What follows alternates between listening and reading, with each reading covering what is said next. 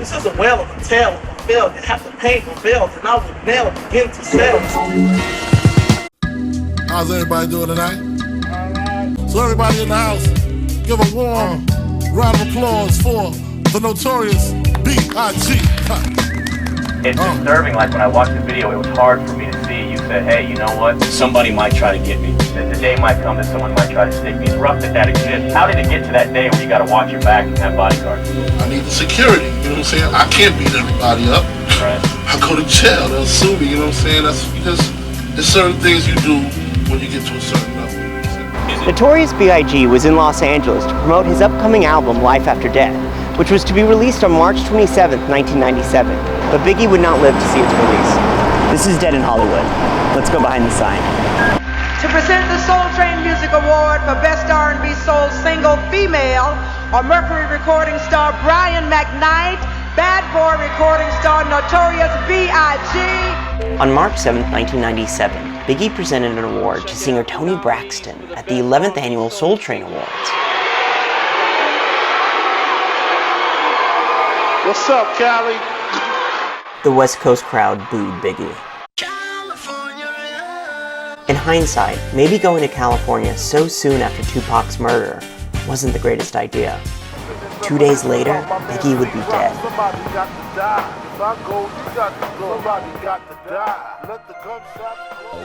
Shot at a drive-by shooting in Los Angeles.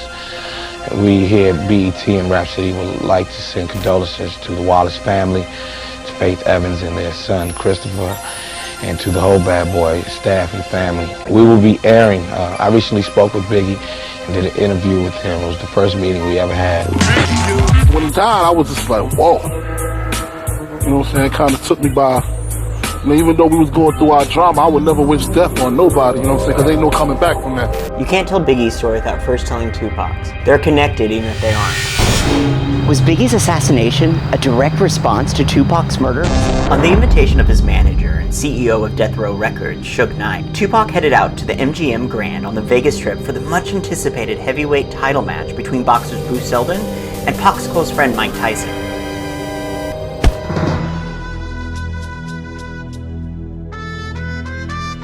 Tupac had a difficult time getting inside the casino. Throngs of spectators were waiting in line to get into the fight, and soon all eyes were on Tupac. The rapper had his fair share of enemies, and his recent song, Hit 'Em Up, was a scathing attack on Biggie. It stirred up a lot of anger within the hip-hop community. I was like, Pac, dude, you're gonna need more security. MGM's guards were called in for additional backup.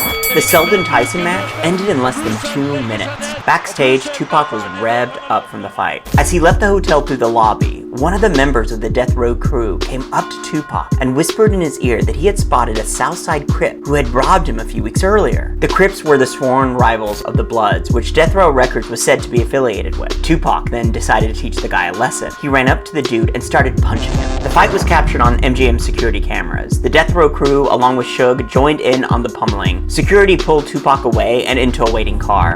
Tupac was scheduled to perform at Club 622 around midnight. They stopped off at their hotel rooms to change. I remember Castro saying to Pac, you should put your vest on. I think you should wear your vest tonight.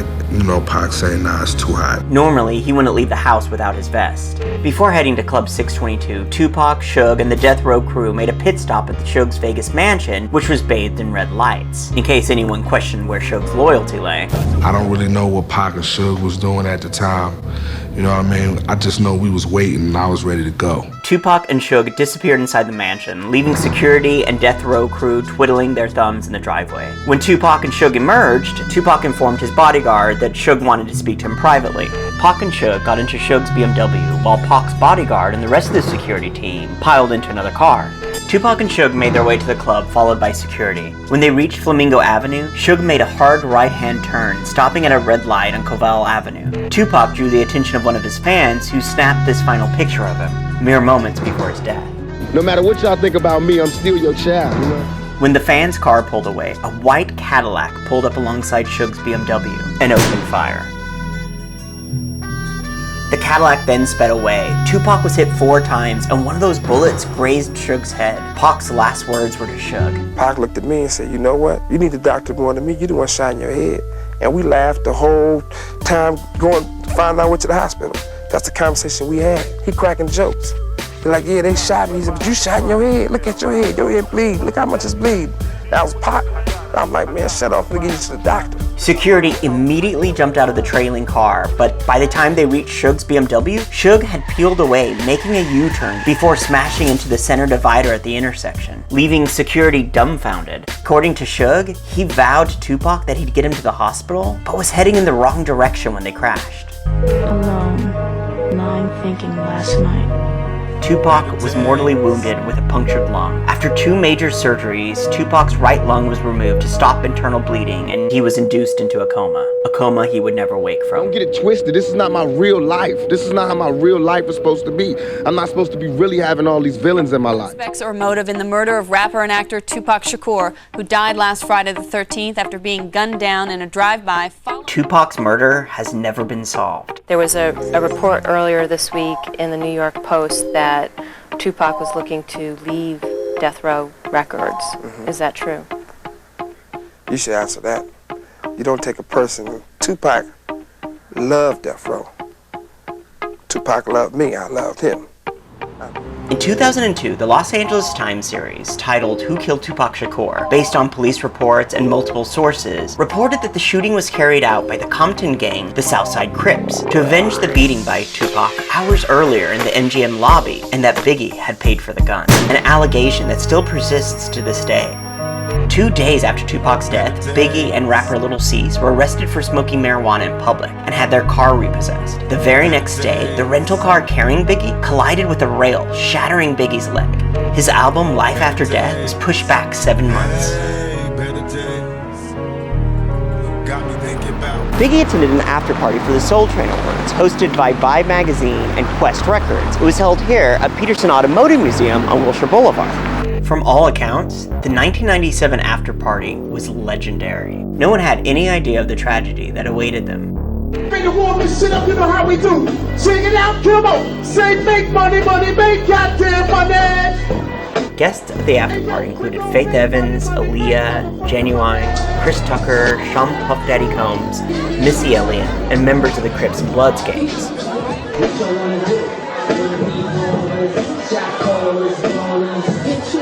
It was great, man. It was fun. It was one of the best parties we've ever been to, man. Puffy had brought Biggie to Cali, and Puffy was the one who convinced Biggie to go to the Vibe after party. I do have one Puffy story. He was instrumental in me getting to meet Madonna for the first time at one of her Oscar after parties. But my Puffy after party story doesn't end in murder. Mine ends with me running into Puffy at the end of the night at the ballet. I thanked him for introducing me to Madonna, and an obviously drunk Puffy wrapped both of his arms around me and picked me up in the air with a bottle of champagne in each of his hands. And more on Madonna in a minute. The greatest party ever to, the worst tragedy imaginable. At 12:30 in the morning, the fire department shut down the party due to overcrowding. So by 12:45 a.m., the streets were crowded with people leaving the after party. And in a matter of minutes, Biggie would be dead. Born Christopher Wallace, Biggie was the only child of Jamaican immigrant parents. His mother, Miss Valletta Wallace, was a preschool teacher. His father abandoned the family when Biggie was 2. Christopher was nicknamed Big because he was already overweight by the age of 10. At 12, he started dealing drugs. Growing up in Brooklyn, Biggie witnessed street life at an early age. Look in the sky and wonder why most MCs alibis won't comply with my style of rhyme or rhyming or rap. It's not a trap, my rhyme just snap. He began rapping as a teenager and requested to be transferred to Bishop Laughlin Memorial High School. Jay-Z and Busta Rhymes were classmates, but Biggie dropped out of school at 17. But there are things I didn't know until he died. And I'm glad I didn't. In 1989, he was arrested on weapons charges and sentenced to probation. In 1990, he was arrested on a violation of his probation, and a year later, Biggie was arrested for dealing crack cocaine, and he spent 9 months in jail. A whole lot of niggas want Big to make a demo tape. Alright. Yo, the B.I.G. is far from a choke. After his release, Biggie made a demo tape. Sean Puffy Combs, still with the A&R department of Uptown Records, signed Biggie. But Combs was fired a week later and started his own label, the now iconic Bad Boy Records, instantly Biggie's new label. It was in 1993 when Biggie and Tupac became friends, and they were close. Money, holes, and clothes. Blood smoke coming out the nose. Tupac helped Biggie with his career. Music brought the two of them together, and it would eventually tear them apart. Biggie's first album, released in 1994, shifted attention back to East Coast hip-hop at a time when West Coast hip-hop dominated US charts. Many people still believe that this East Coast-West Coast beef was the reason for both Biggie and Tupac's untimely deaths. They know in their heart. That's why they get held now. I'm your big brother. I will break your big ass down. By 1995, Biggie and Tupac were no longer friends, fueled by this rivalry. Tupac had accused Uptown Records founder Andre Harrell, Sean Puffy Combs, and Biggie of having prior knowledge of a robbery that resulted in Pac being shot 5 times and losing thousands of dollars worth of jewelry on the night of November 30th, 1994. Biggie and his entourage happened to be in the same recording studio at the same time of the shooting. So after Tupac was shot, he pretended to be dead, and when the guys left, he raced for the elevator. And when the doors opened, he saw Biggie, Puffy, and this guy named Jimmy Hinchman. Oh, shit! Pac claimed they looked guilty. In 1993, Tupac had started hanging out with some scary dudes, namely Jimmy Hinchman and Haitian Jack, when he was staying in New York shooting the film Above the Rim. Biggie warned Pac to stay away from these two tough guys. With your pussy ass! You too, Birdie, old picklehead motherfucker! Pac didn't listen. Birdie, no! We ain't trying to hurt nobody. Haitian Jack introduced Tupac to Madonna backstage at the 1993 Soul Train Awards. Jack had met the Queen of Pop at an Atlanta recording studio when she was working on her album Bedtime Stories with producer Dallas Austin. After the introduction by Haitian Jack, Pac and Madonna dated for a while before the rapper broke off the relationship in an extremely revealing letter from prison. What they lips say, even when the media is getting greedier, you make their hips sway, creeping with the blonde ambition.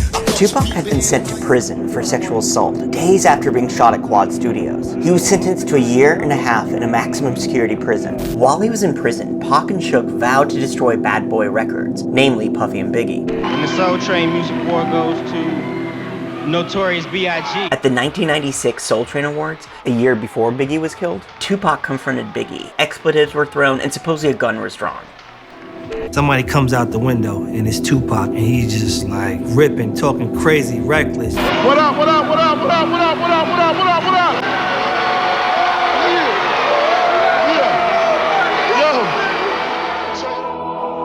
Every day I wake up, I hope I'm dreaming. Fast forward a year later, Biggie returned to the Soul Train Awards stage to hand out an award to R&B singer Toni Braxton. It would be Biggie's last public appearance. He'd return to his beloved East Coast in a casket. Sometimes it's just hard for a nigga to wake up. Check me out right here, yo. I lived on the Miracle Mile when I first moved to LA, and every time I drove past the Petersen Automotive Museum, I thought about Biggie. He was gunned down right here in that intersection, heading north on Fairfax. By 12:30, the fire marshal had shut down the after party, and the streets were packed with partygoers leaving the after party.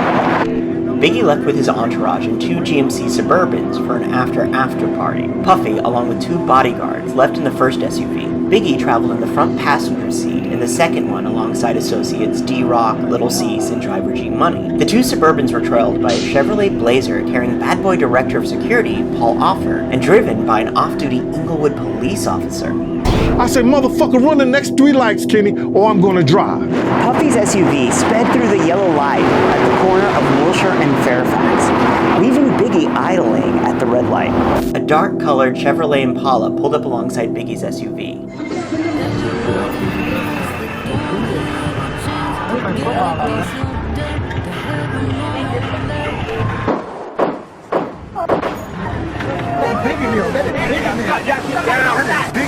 Somebody got shot. Get down, rap.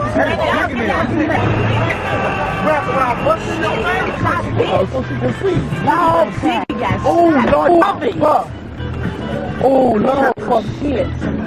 Oh, they kicking. Oh, somebody got shot. Yeah, that was 5 shots fired. Oh, look at that wreck. Y'all, crank up the car, please. I'm ready to go. Security. I wonder why they was running that. 911 emergency, what are you reporting? We're on Fairfax and Wilshire. What's wrong? We're man shot in our car right now. Puff said, can you know what hospital is? He said, yeah, I know where the hospital is. And he said, yo, Big, I'm gonna get you to the hospital. Big, I'm gonna get you to the hospital. And Big said, just do it before I close the door. Notorious! Biggie's entourage raced the rapper to Cedars-Sinai Medical Center, where he was pronounced dead at 1:15 a.m. He was only 24. Suge Knight's record label, Death Row Records, used to be headquartered behind me here on San Vicente and Wilshire Boulevard, just mere blocks from the Petersen Automotive Museum. Biggie would have had to driven past Death Row Records on his way to the hospital that night. It was in this intersection. A car pulled up next to Biggie's Suburban and opened fire, and then sped away in this direction down Wilshire Boulevard. So Biggie's bodyguards chased the gunman down Wilshire Boulevard in that direction. We try to take after the guy. Tone is trying to floor it, but it had one of those government chips in there. So every time we get close to 100, it goes, vroom. So as they were chasing the gunman, their Suburbans completely stalled out. When he made that right turn, when we got up the top of the hill, we ain't see shit. I was 15 or 16 when Biggie died, and I just remember thinking he was so much older than me. But both he and Tupac were in their mid-20s. They were so young. Like Tupac's murder, Biggie's murder remains officially unsolved to this day. That's all it was. We will never know who killed Biggie, and the list of suspects is long. Hi, Russell. In 2002, author Randall Sullivan, along with retired LAPD detective Russell Poole, accused Suge Knight of conspiring with corrupt LAPD officer David Mack to kill Puffy in retaliation for Tupac's murder. Suge believed Puffy had ordered the hit on Pac.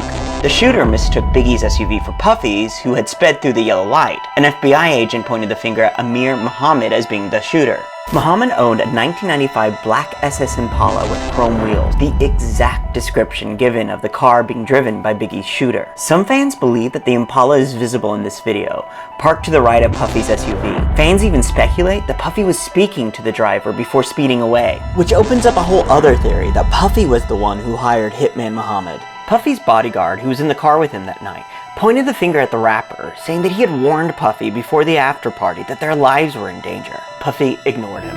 Let's reminisce that night we was at Andre Harrell's house, and I told you that this cat was coming to kill us or try to get at us that night. I told you I had intel, but you didn't want to hear it. Muhammad was the godparent to LAPD officer David Mack's children. David Mack was one of the central figures in the LAPD Rampart police corruption scandal of the late 1990s.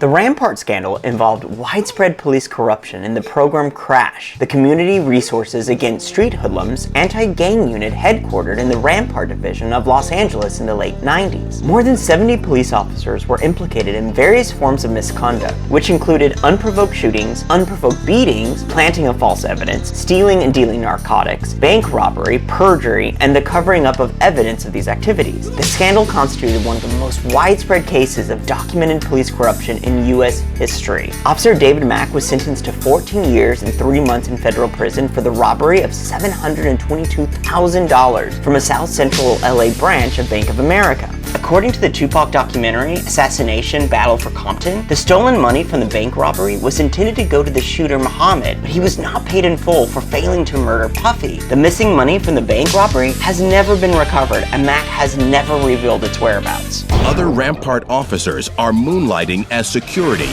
for Suge Knight. And then there's this theory, which still involves Suge Knight, but in this scenario, Suge believes that Biggie, not Puffy, put the hit out on Pac. Retired LAPD detective Greg Kading, assigned to the unsolved murder case in 2006, alleges that Suge put the hit out on Biggie while he was in the LA County Jail. It was in retaliation for Tupac's murder. The main suspect in Tupac's shooting was Orlando Anderson, the Crips gang member Tupac had beat up in the MGM Grand Lobby hours before being killed. Suge believed it was more than revenge for a beatdown. He asserted that Biggie had paid for the hit on Pac. Orlando Anderson would die in a gang-related shooting 2 years later.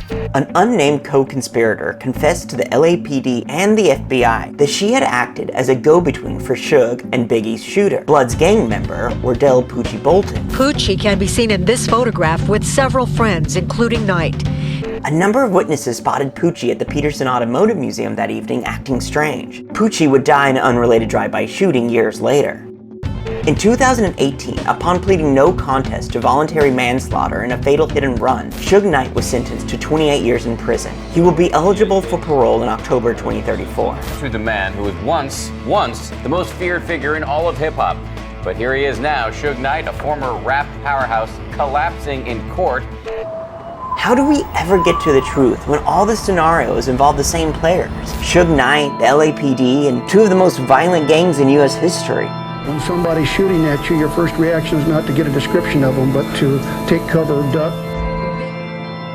15 years after his murder, Biggie's autopsy was leaked. The rapper had been shot 4 times, and it was the final shot that proved to be the fatal one. The bullet entered his right hip, ripped through his colon, liver, heart, and lung. Big Poppa didn't stand a chance. 9 days after the shooting, Biggie's body was laid to rest after an epic funeral procession held in his hometown of Bed-Stuy, Brooklyn. Thousands of Biggie's fans gathered in the street for one last goodbye. The greatest rappers are storytellers at heart, and Biggie was unmatched. Long live the King of New York. Which is all good, you know. I'm just trying to stay above water, you know. Just stay busy, stay working.